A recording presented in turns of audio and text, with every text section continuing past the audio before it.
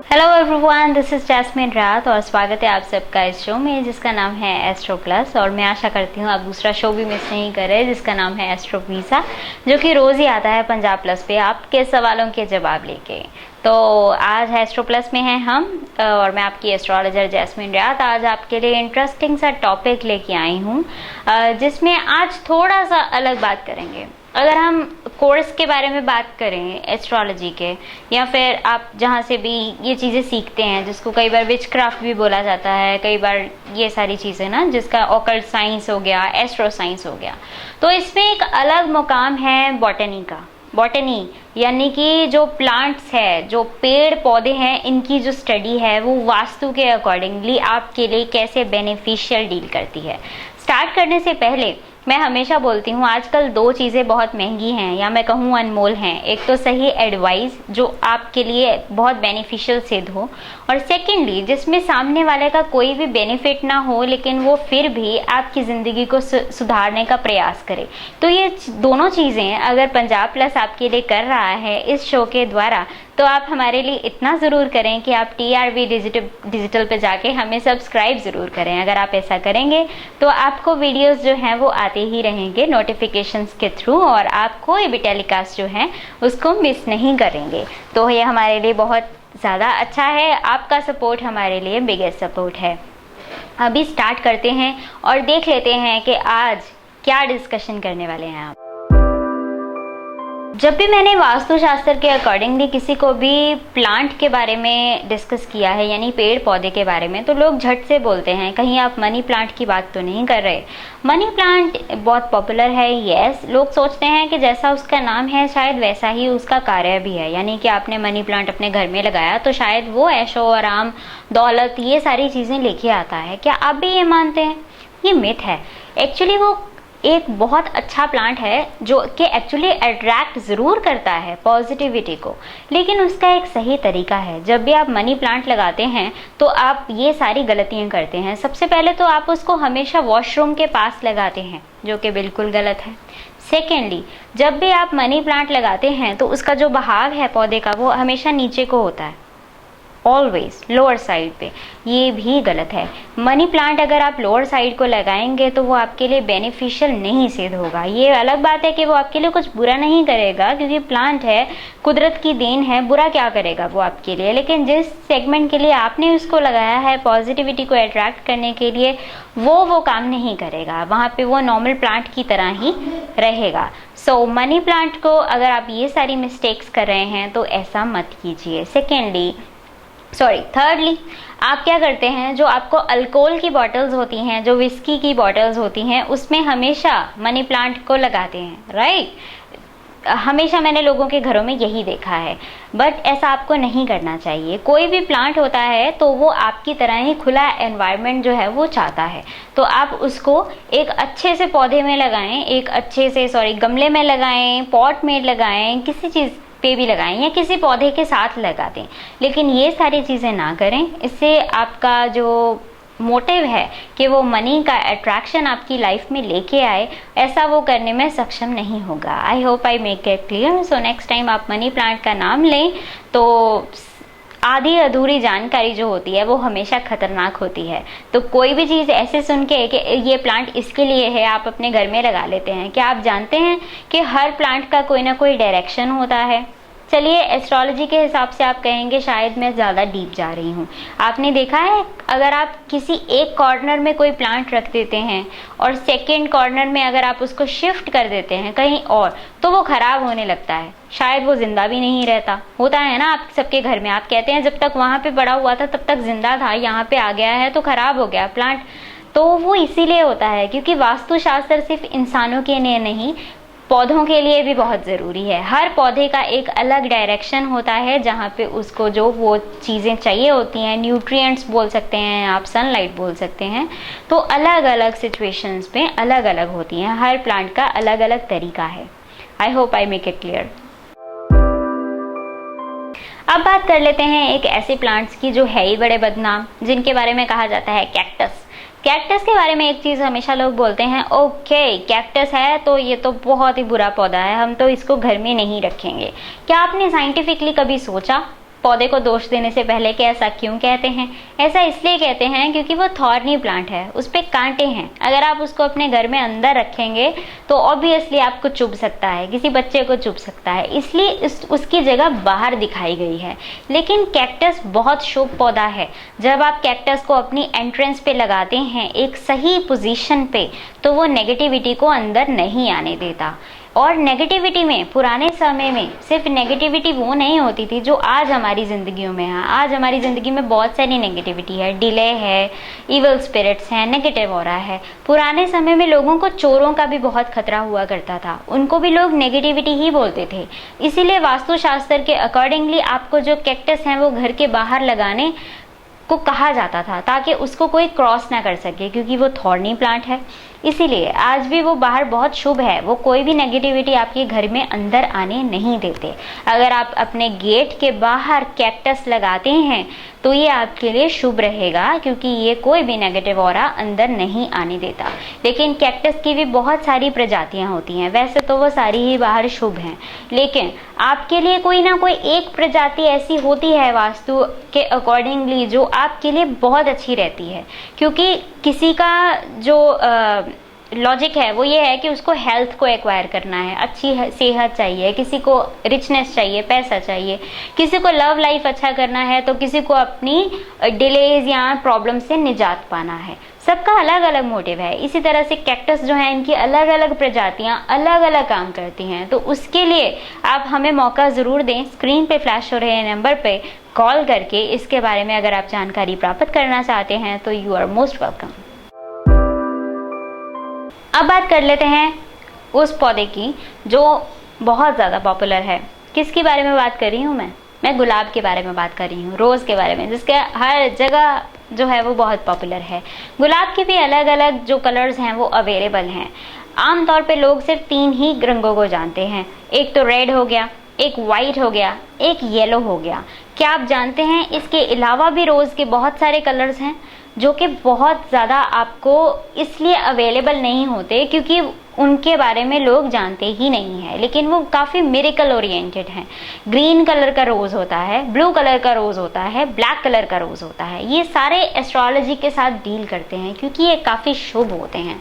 Black colour का रोज़ आपके जो नेगेटिविटी है उसको एब्जॉर्ब करने के लिए बहुत सक्षम होता है। ब्लैक कलर का रोज़ आप अगर एस्ट्रोलॉजर हैं, आप अगर किसी ऐसे क्षेत्र में हैं जहाँ पे आप लोगों का नेगेटिविटी ले रहे हैं, ऑब्वियसली अगर मैं यहाँ पे आपको बैठी हूँ, आपको कुछ चीज़ें सिखा रही हूँ या आपका कुंडली देख रही हूँ, तो कुछ नेगेटिविटी मैं आपकी एब्जॉर्ब अपने अंदर कर रही हूँ। तो ब्लैक रोज़ अगर आप किसी ऐसे फील्ड में हैं आपके लिए बहुत बेनिफिशियल रहता है। अब रेड रोज़ के बारे में बात कर लेते हैं। लाल जो कि सबसे कॉमन है, ये आपकी ज़िंदगी में पैशन लेके आता है, इसीलिए रोज़ को इंडोर में भी लगाना अच्छा समझा जाता है। जब भी आप रोज़ का यूज़ करते हैं तो ऑटोमेटिकली आपकी ज़िंदगी में पैशन आने लगता है। जब भी आप रोज़ की तरफ देखते हैं आप क्यों रिफ़्रेश फील करते हैं। आप जितना रेड रोज़ की तरफ देख के एनर्जेटिक फील करेंगे, उतना अगर आप सफ़ेद रंग के रोज़ को देखेंगे, सफ़ेद गुलाब को देखेंगे, आप नहीं करेंगे। अगर आपको ये चीज़ अभी क्लियर नहीं हो रही है तो आप ये करके देखिएगा। एक साइड पे आप देखिएगा रेड रोज़ को यानी कि लाल गुलाब को, एक साइड पे देखिएगा सफ़ेद को या पीले को, आपको अलग अलग फीलिंग आएगा। रेड रोज़ आपकी ज़िंदगी में पैशन लाने के लिए बहुत अच्छे होते हैं। अगर आप ज़िंदगी में ओवर कॉन्फिडेंस से तो क्या अंडर कॉन्फिडेंस से आप जूझ रहे हैं, आपके अंदर कॉन्फिडेंस की बहुत ज़्यादा कमी हो गई है, तो रेड कलर का रोज़ अगर आप प्रयोग करते हैं और उनको ज़्यादा से ज़्यादा देखते हैं, उनके साथ विचरते हैं, तो ये आपके लिए बहुत बेनिफिशियल रहेगा। वो आपकी ज़िंदगी में पैशन, जुनून और लव लाइफ, ये सारी चीज़ों को अच्छा करेगा। लव लाइफ के लिए वैसे रेड रोज़ जो होता है वो किसी किसी को सूट करता है, जिनका मंगल जो होता है वो बहुत अच्छा होता है, लेकिन वैसे उसको इस बारे में अच्छा माना जाता है। सो गुलाब की बहुत सारी प्रजातियां अवेलेबल हैं, बहुत सारे कलर्स हैं। उसके लिए आपके लिए कौन सा शुभ है, उसके लिए आपको स्क्रीन पे फ्लैश हो रहे नंबर पे संपर्क करके जानकारी ज़रूर हासिल करनी है और हमें मौका ज़रूर देना है। अब एस्ट्रोलॉजी के हिसाब से देख लेते हैं जो मुझे लगता है सबसे बड़ा मिथ है। आमतौर पे लोग क्या करते हैं, सुबह सुबह जब आप किसी भी रिलीजियस प्लेस पे जाते हैं, चाहे वो गुरुद्वारा है, चाहे मंदिर है, चाहे मस्जिद है, चाहे चर्च है, आप लोग एक काम ज़रूर करते हैं कि आप फूल तोड़ते हैं, वो भी दूसरों के घरों से चोरी चोरी। तो वहाँ से तोड़ के आप वहाँ पे चढ़ा के आते हैं और आपको लगता है आपने बड़ा ही उम्दा काम कर लिया। क्या आपको भी ऐसा लगता है? ये आप बहुत गलत करते हैं। कुदरत ने आपको ऐसे प्लांट्स दिए हैं जो एक्चुअली फूलों को चढ़ाने के लिए ही बने हैं, जैसे लेवेंडर हो गया, जैसे जैस्मिन हो गई, जैसे कलियां हो गई।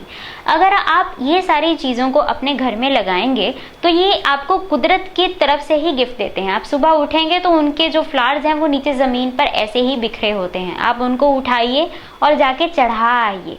ये चीज़ आप बहुत गलत करते हैं जब आप किसी चीज़ को कट ऑफ कर देते हैं, यानी कि आप दूसरों के घरों से जो रोज तोड़ते हैं या अपने घर से तोड़ते हैं, सुबह सुबह आप किसी की जान ले लेते हैं। और आप क्या समझते हैं, किसी को नुकसान देके आप खुश कर लेंगे गॉड को? ऐसा नहीं होता है। आप प्लीज़ अपने घर में लेवेंडर, जैस्मिन, मोगरा या फिर कोई भी कली की प्रजाति, या अगर आपका नॉलेज इतना है कि आपको कोई ऐसा पौधा या पेड़ मालूम है जो अपने आप अपने फ्लावर्स को नीचे ज़मीन पर सुबह सुबह गिरा देता है, तो आप उनका प्रयोग करें। रात की रानी भी इसी में आता है। ये सारी चीज़ें जो हैं वो वास्तु के अकॉर्डिंगली इसीलिए आपको शुभ बताई जाती है। आप कोई भी वास्तुशास्त्र की बुक उठा के देखते हैं तो उसमें हमेशा लिखा होता है कि लेवेंडर को यूज़ करें, जैस्मिन को यूज़ करें। आपने कभी देखा है कि जो धूप बनता है या अगरबत्तियाँ होती हैं उसमें आपको यही फ्लेवर्स हमेशा मिलते हैं, यही फ्रेग्रेंस मिलती है। जैस्मिन होता है, रात की रानी होता है, लेवेंडर होता है, ये सारी चीज़ें होती हैं। ये सारे तो नए आए हैं, जो रोज़ है या फिर जो चंदन है, ये सारे अलग श्रेणी में आते हैं। लेकिन अगर ओरिजिनलिटी में देखें तो इसीलिए था कि इसमें आपका नुकसान नहीं होता। ये घर में लगाने बड़े लकी होते हैं। एंड आपको कितना अच्छा फील होगा अगर सुबह सुबह आप उठें और कलियां ही कलियां नीचे बिखरी हुई हों। तो इसीलिए वास्तु के अकॉर्डिंगली इन पौधों को शुभ माना जाता है और ये होते भी हैं। तो आई होप कि अब आप इस चीज़ में कोई वहम नहीं डालेंगे, ना पालेंगे। सो वास्तुशास्त्र को हमेशा साइंस के अकॉर्डिंगली समझें कि एक्चुअली चीज़ें है किस तरह से। तो और देख लेते हैं कि क्या कहने को है मेरे पास आज आपके लिए। अभी बात कर लेते हैं कि कई लोग बोलते हैं कि आपने कहा कि प्लांट को यहीं पे रखना है। जैसे मैंने आपको पहले बोला कि पोजीशंस जो हैं वो बहुत इंपॉर्टेंट होती हैं। मैंने आपको समझा भी दिया कि डायरेक्शंस बहुत इंपॉर्टेंट होती हैं। तो इसको अभी मैं प्रूव भी कर देती हूँ। क्या आपने सुना है कि बहुत तरह के फॉरेस्ट होते हैं? जंगल के अलग अलग नाम हैं, कुछ ट्रॉपिकल हैं, कुछ ट्रॉपिकल फॉरेस्ट हैं, कुछ जो हैं वो रेन फॉरेस्ट हैं। आपने बहुत सारे सुने होंगे ना, जिनके अलग अलग नाम हैं। वहाँ पे अलग अलग पौधे पाए जाते हैं। अगर आप जाएं किसी भी ऐसे पहाड़ी प्रदेश में तो वहाँ पे आपको पाइन कोन मिलेंगे, वहाँ पे आपको ऐसे ट्रीज मिलेंगे जो एक्चुअली ज़्यादा ऊपर को जा रहे हैं। तो ऐसा क्यों है कि अगर आप वहाँ पे जाके कोई जो प्लेन यानी मैदानी इलाके का अगर वहाँ पे जाके आप पौधा बीज दें तो वो वहाँ पे नहीं रह पाता, और वहाँ का अगर यहाँ पे ले आए तो यहाँ नहीं रह पाता? ऐसा क्यों होता है? ऐसा इसीलिए होता है क्योंकि डायरेक्शंस उनके लिए शुभ नहीं होते। वास्तु के अकॉर्डिंगली हर डायरेक्शन जो है वो अलग रेज ले रहा है, सिर्फ सूरज की नहीं, हर ग्रह की, चाहे वो शनि है, चाहे वो मंगल है, चाहे वो बृहस्पति है, चाहे वो शुक्र है, चाहे वो चंद्रमा है या फिर कोई भी है। तो अलग अलग रेज जो हैं, जो रेज पहाड़ी इलाके पर पड़ रही हैं वैसी ही सेम रेज किरणें मैदानी इलाकों पर नहीं पड़ती।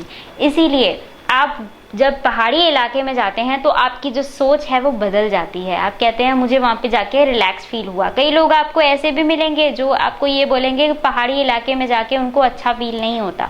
कई बोलेंगे उनको रेगिस्तान में जाके बहुत अच्छा फील होता है। ये इसलिए होता है क्योंकि आपकी ग्रह दशा सबकी अलग अलग है। आप अलग अलग किरणों को अर्जित करते हैं और पौधे भी इसी तरह से करते हैं। इसीलिए वास्तुशास्त्र में उनका अलग अलग स्थान जो है वो निर्धारित किया गया है। और अगर आपको भी जानना है तो स्क्रीन पर फ्लैश हो रहे नंबर पे आपको संपर्क जरूर करना है। अब हमने तो आपको बहुत सारी एडवाइजेस दे दी और हम आशा करते हैं कि आपने उनको बहुत हेल्पफुल यानी कि मददगार पाया। अब आप थोड़ी सी मदद हमारी भी कर दें। TRV डिजिटल पे ज़रूर जाएं और वहाँ पे जाके सब्सक्राइब कर दें, सारे वीडियोस लाइक करें। अगर आपका कोई सवाल है तो आप कमेंट बॉक्स में वहाँ पर भी लिख सकते हैं, आपका आंसर कर दिया जाएगा। और अब बात कर लेते हैं कंसल्टेशन की। कंसल्टेशन आपको अगर लेना है तो स्क्रीन पे फ्लैश हो रहे नंबर पे आपको कांटेक्ट करना है। जी हाँ, बिल्कुल, इसकी दक्षिणा होती है, क्योंकि दक्षिणा के बिना आपको जो एस्ट्रोलॉजी है, जिसको ज्योतिष विद्या बोलते हैं, उसका फल नहीं लगता। ठीक उसी तरह जैसे आपको विद्या का नहीं लगता। कोई भी विद्या होती है तो उसकी दक्षिणा जो होती है वो अनिवार्य होती है। हाँ, ये डिपेंडेंट है कि कितनी है। तो आपको आंसर अपना लेने के लिए ये सारे जो प्रोसेस है वो करना होगा। अपने बर्थ डिटेल्स हमारे साथ आपको साझे करने होंगे ताकि हम आपकी कुंडली का एनालिसिस कर सकें। और थैंक यू सो मच। इसी तरह से आप हमारे साथ बने रहें। ज़रूर देखें show astro plus B, astro वीज़ा भी। तब तक के लिए अपना ख्याल रखें। Bye bye, take care.